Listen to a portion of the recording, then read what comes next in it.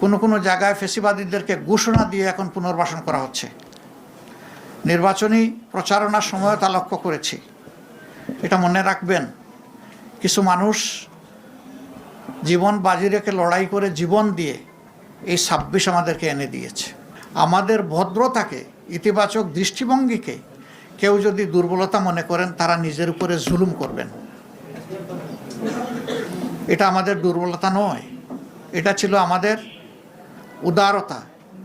আমরা এই সমস্ত ঘটনা যেগুলা ঘটেছে গতকাল থেকে আজ পর্যন্ত সবগুলার আমরা তীব্র নিন্দা জানাই এবং আমরা এটার প্রতিকার চাই। আমরা প্রতিশোধের রাজনীতিতে বিশ্বাসী নই, কিন্তু প্রতিকার পাওয়ার এবং নেওয়ার আমাদের অধিকার আছে। নির্বাচনে অনিয়ম, দুর্নীতি, মাসুল পাওয়ার, কালো টাকা যাই হয়েছে, এইটার প্রতিকার আমরা কিভাবে চাইব? নিয়মতান্ত্রিকভাবে আমাদেরকে চলতে দেন।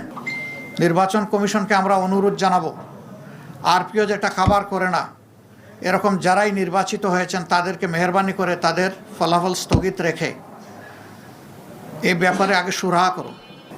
যারা এই ঋণ খেলাপি হয়েছেন, এটা এক ধরনের অপরাধ।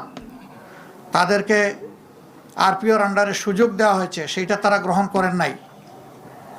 তারা গ্রহণ করলে আমাদের আজকে এই কথাগুলো বলার দরকার হতো না। অনেকে ঋণ খেলাপির তথ্য গোপন করেছেন, সেইটাকে অবলীলায় এড়িয়ে যাওয়া হয়েছে। দৃষ্টি আকর্ষণ করা সত্ত্বেও ক্ষেত্রবিশেষে সেইগুলো আমলে নেওয়া হয়নি।